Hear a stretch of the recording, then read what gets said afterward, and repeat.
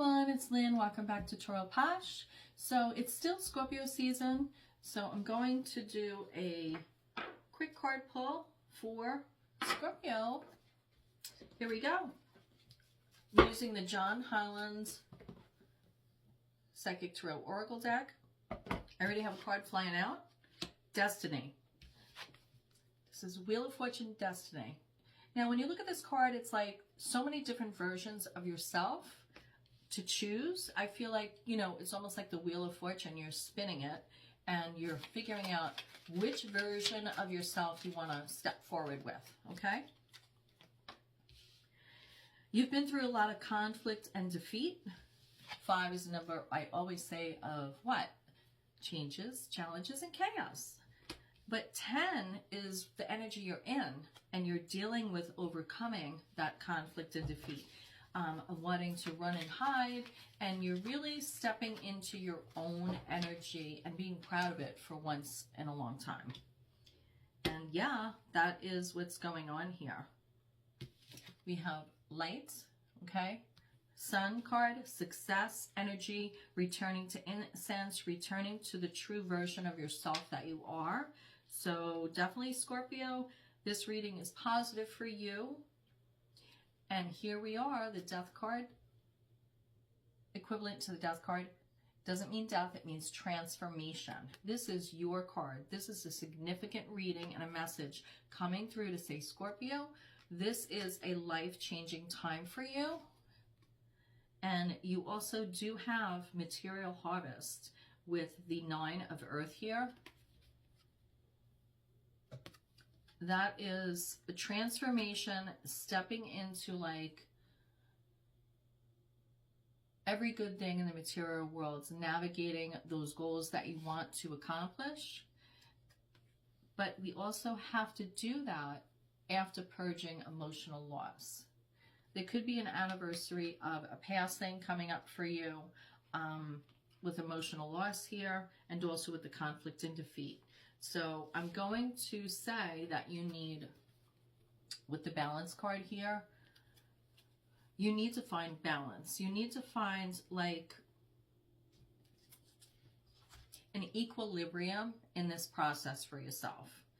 And I'm going to clarify the transformation, the material harvest, and the emotional loss here for you.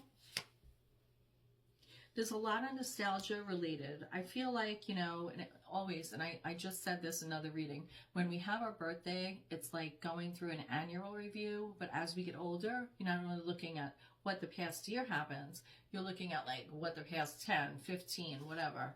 I mean, as you get older, you notice that. But it's really important for you with King of Swords here to not be too hard on yourself, you know. Look at the sweetness and the nostalgia that you've been through. But I feel like King of Swords is making you be, Kings are strategy. I'm always going to say planning, strategy with Kings. King of Swords is like a counselor, a wise counselor, a lawyer, being ruthless with your goals, being logical. And the focus is on you with the Star card. That's Aquarius Major Arcana. And I do feel very, very strongly that you're coming into your own. You're and that what does that mean? You're stepping into a version of yourself where you feel comfortable in your own skin again. You don't have to make explanations. You don't have to explain what you are seeking. It's a total transformation. But you need to release that emotional loss and that feeling of conflict and defeat. There was a battle at any cost here, but again, we have the Sun card coming out, okay? 78 cards in a deck. In the Oracle deck, there's 56, but I have the Sun card twice here, so that is a lot of success after a time of burdens. You need to nurture yourself and nurture this success and this feeling of innocence again that's coming into your life. And I feel that with the Queen of Pentacles, Queens are nurturing energy. Nurture how you want to move through the material world from here forward. Do it strategically using that King of Swords energy, and you know, this nostalgia and the sweetness of where you came from and where you're going, and the focus is on you, I feel like the focus is on you, and sometimes you need strength to navigate that, you know, and it's okay sometimes as a Scorpio to pull away and like lick your wounds or figure out your next step with those fives. This is, again, second time this card is coming up. I have it here with the 5 of conflict and defeat. I have 5 of swords. You went through a battle at any cost. Vicious words, nasty things coming and saying. With the devil card here, codependency, that's what you're overcoming. People telling you who you are supposed to be. You need to figure out who that is. And it can't be from outside forces. You know your true self. Lead with that. And with the Ace of Cups here, I'm going to end with self-love, the hand of the divine coming out. This is a new beginning for you. Have that relationship with yourself where you know and you're saying to yourself what you need, and have that security and move forward from that, because there were a lot of clouds in the past, especially over the past year, and I feel that now is the next chapter for you.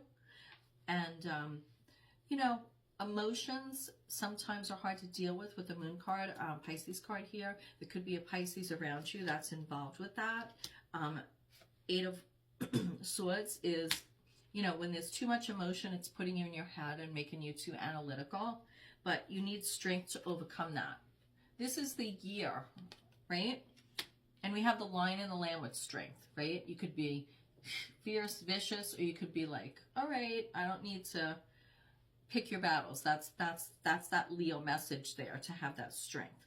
But we have 10 of Pentacles here. So this is your year to get back on track, Scorpio, with your legacy, your